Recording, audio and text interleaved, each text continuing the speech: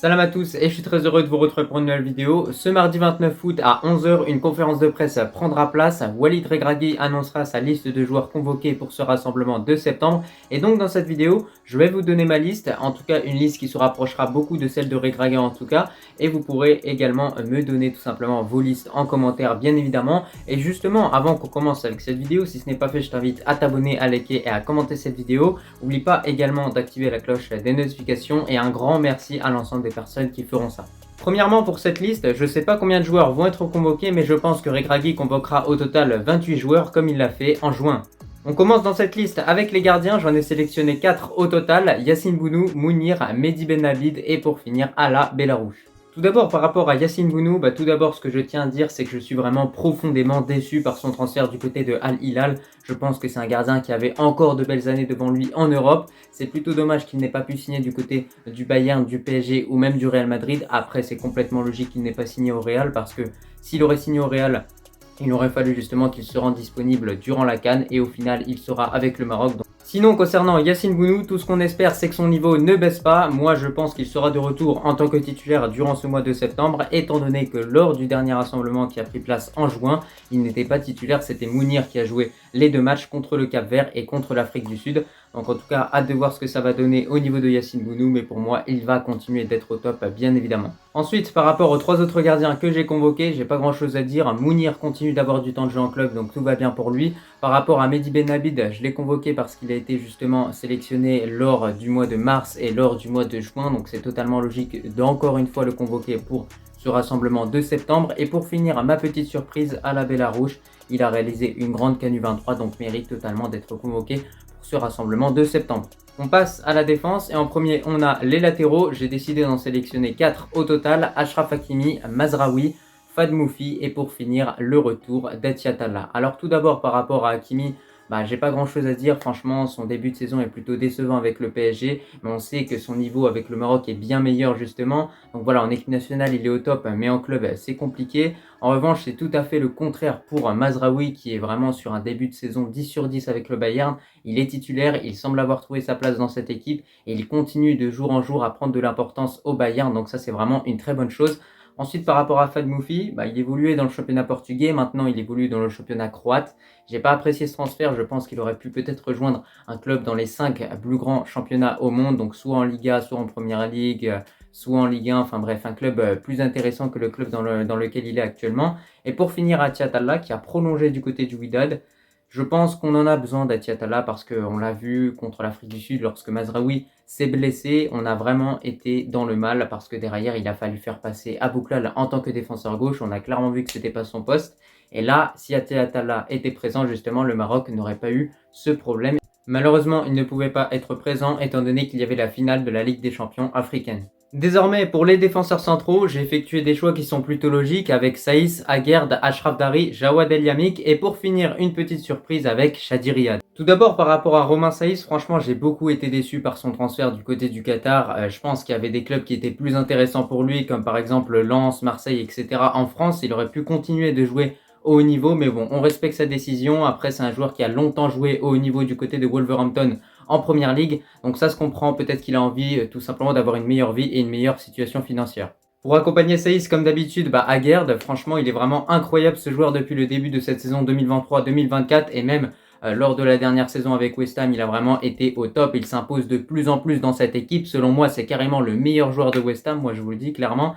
Il a d'ailleurs récemment marqué contre Chelsea un but, il a réalisé une bonne performance durant ce match-là, qui est malheureusement un petit peu gâché par un carton rouge qu'il a pris justement durant ce même match. On continue avec le duo Achraf Dari El Yamik. Tout d'abord par rapport à Achraf Dari, je pense qu'il sera clairement à suivre durant cette saison 2023-2024 du côté de Brest. C'est un joueur qui va progresser et qui va surtout tenter de débloquer réellement une place de titulaire indiscutable dans cette équipe en Ligue 1. Ensuite, par rapport à Yamik, encore une fois, j'ai été déçu par son transfert. Il est parti du côté de l'Arabie Saoudite. On respecte sa décision, mais il aurait pu continuer de jouer au haut niveau, notamment en Liga ou en Ligue 1.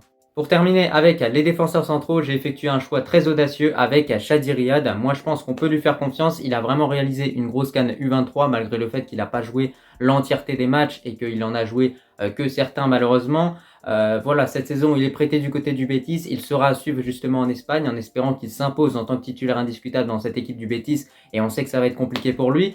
Mais en tout cas, voilà, à long terme, franchement, Chadi Riyad, ça peut devenir un excellent joueur. Donc c'est pour ça que j'ai envie de le convoquer dès maintenant, dès ce mois de septembre, pour voir réellement s'il peut faire partie de l'aventure lors de la CAN 2024. D'ailleurs, j'ai convoqué Chadi Riyad, mais j'aurais pu clairement convoquer à sa place Mehdi Boukamir, qui a également réalisé une très grande CAN U23 et qui a même été meilleur que Chadi Riyad. Alors pourquoi du coup j'ai sélectionné Chadi Riyad? Tout simplement parce qu'il est plus âgé que Mehdi Boukamir.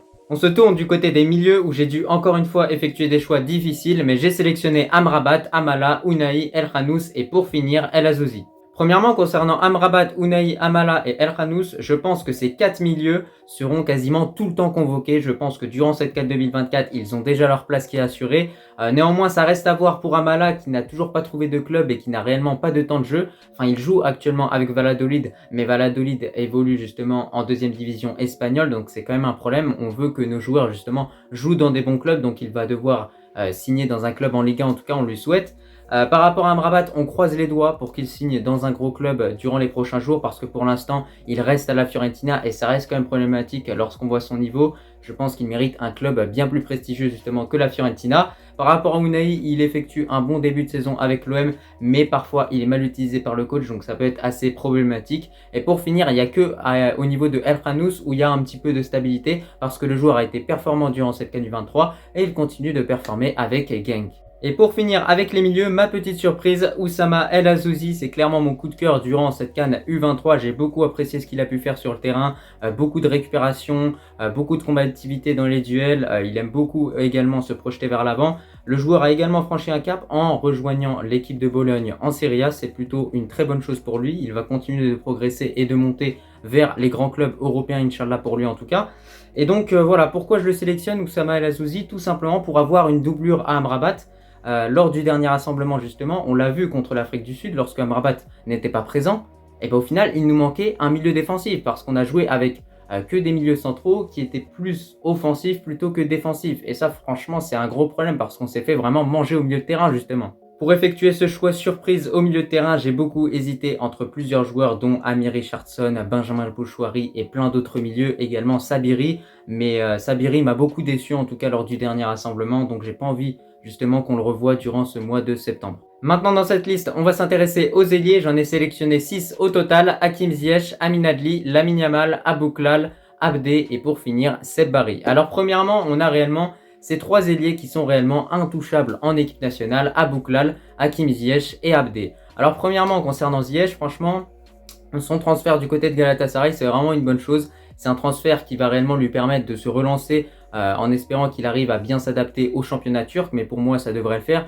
Galatasaray, il y a une très grosse équipe et même en Ligue des Champions, si Galatasaray se qualifie, ça peut être intéressant de voir Ziyech justement jouer dans cette équipe. On espère qu'il va vraiment s'imposer directement en tant que titulaire indiscutable parce que ça va être quand même compliqué étant donné qu'il y a quand même des bons joueurs dans cette équipe. Ensuite, par rapport à Bouklal, bah écoutez, il enchaîne but sur but en Ligue 1 avec Toulouse, donc rien à dire par rapport à lui. Concernant Abdé, il a réalisé une grosse pré-saison avec le FC Barcelone et a réussi à convaincre Xavi de le garder pour la saison. Donc c'est plutôt une très bonne nouvelle pour lui encore une fois. On espère qu'Abdé va être réellement le deuxième choix ou le troisième choix de Xavi et qu'il ne sera pas mis de côté. Ensuite, vous l'avez vu, pour les ailiers, j'ai effectué 3 choix audacieux. Premièrement, Ismaël Sebari, c'est carrément logique de le convoquer au vu du niveau qu'il a pu avoir durant cette CAN U23. Moi personnellement, derrière ma télé, il m'a vraiment fait rêver. C'est un joueur qui athlétiquement est vraiment monstrueux, il est très bon en dribble, il sait vraiment faire la différence, il a ça en lui et clairement c'est une énorme qualité qu'il possède justement parce que par rapport à Anas Zaroury, je trouve que c'est un joueur qui est beaucoup plus intéressant et c'est justement pour cette raison que je le convoque à sa place. Ensuite, on a du coup Amin Adli, et oui, il y a quelques minutes, il y a quelques heures au moment où je vous tourne cette vidéo, ça a été annoncé, Amin Adli devrait rejoindre le Maroc en septembre. Alors là, franchement, ça fait plaisir parce que c'est un dossier qui était vraiment long. On ne savait pas s'il allait choisir la France ou bien le Maroc. Au final, il opte pour le Maroc, donc on le remercie. On espère qu'il pourra apporter des qualités différentes par rapport aux autres joueurs. Mais pour moi, Amin Adli, il peut surtout bien remplacer Sofiane Boufal. Et en tout cas, ça fait plaisir de le voir avec nous. Troisièmement, pour ma troisième surprise, j'ai sélectionné Lamine Yamal. Alors là, vous allez me dire, franchement, c'est un choix fort. Il a seulement 16 ans, il faut lui laisser le temps, etc., etc., etc. Mais selon moi, vraiment, s'il choisit le Maroc, la logique veut que directement dans la foulée, Walid Regragui justement le convoque. Et Lamine Yamal, lorsqu'on voit le niveau justement qu'il a avec le FC Barcelone, on se dit un petit peu qu'on est obligé de le convoquer parce que franchement, à 16 ans, le niveau qu'il a, c'est vraiment incroyable. Je vais me répéter encore une fois, mais Lamine Yamal, c'est vraiment un joueur rempli de qualité, qui sait enrouler, qui sait dribbler, et surtout, c'est fou de voir à son âge comment il arrive à être à l'aise sur un terrain face à des joueurs qui peuvent parfois avoir 10 ans de plus que lui. D'ailleurs, depuis le début de cette vidéo, je ne l'ai pas dit, mais n'hésitez pas à me dire ce que vous en pensez en commentaire, si Lamine Yamal mériterait justement d'être convoqué ou pas s'il choisit le Maroc. Et également, n'hésitez pas à tout simplement me donner votre liste.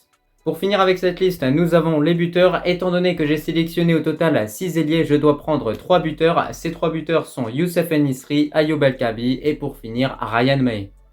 Tout d'abord, par rapport à En-Nesyri, on n'a vraiment rien à dire. C'est un joueur qui est au top, qui continue de montrer qu'il est l'un des meilleurs joueurs de tête au monde. Clairement, il continue de performer avec le FC Séville, même si pour moi, clairement, il devrait changer de club parce que cette équipe du FC Séville enchaîne justement les bonnes performances avec les mauvaises performances. Donc ce serait bien que tout simplement le Marocain trouve un club avec plus de stabilité et surtout un club meilleur par rapport à FC Séville, même si quand même cette équipe de Séville est pas mal. Donc voilà, de façon générale, En-Nesyri c'est vraiment une valeur sûre. Et par rapport aux deux autres choix que j'ai effectués, donc Ayoub El Kaabi et Ryan Maé, ils sont plutôt logiques et je les ai faits réellement à cause des mauvaises performances de Walid Chedira et Hamdallah en équipe nationale. D'un côté, Hamdallah en club, il est vraiment en feu avec Benzema du côté de Al-Ittihad, mais lorsqu'il revient en équipe nationale, il est vraiment méconnaissable. Et ça là, ce dont je viens de vous parler, c'est exactement le même cas de figure pour Walid Chedira. C'est-à-dire que le gars, il est vraiment au top en club, et par contre, en équipe nationale, son niveau, il est vraiment médiocre. Donc ça, c'est vraiment un problème au niveau de Hamdallah et Chedira. C'est-à-dire que tu comprends pas ce qui leur arrive en équipe nationale, c'est peut-être la pression qu'ils ont, mais franchement, ils ont vraiment un niveau qui est en dessous de la moyenne, clairement, pour un attaquant. Donc moi, j'ai envie de faire confiance à Ayoub El Kaabi, à Ryan Maé, qui sont des joueurs qui ont prouvé justement qu'ils pouvaient performer en équipe nationale. Et ce sont surtout des joueurs, ça fait des mois en fait qu'ils attendent d'être convoqués pour réellement prouver de quoi ils sont capables. Pour conclure avec cette vidéo, écoutez, c'était un petit peu tout pour cette liste. Vous l'avez vu, j'ai effectué des choix audacieux, notamment avec la convocation de Amin Adli et Lamine Yamal, également une convocation pour Chadi Riyad et plein d'autres joueurs. En tout cas, n'hésitez pas à me dire en commentaire un petit peu ce que vous en pensez et surtout, n'hésitez pas à donner tout simplement vos listes. En tout cas, j'espère que cette vidéo t'a plu. Moi, je te remercie si tu l'as regardée dans son entièreté et je te dis tout simplement à la prochaine.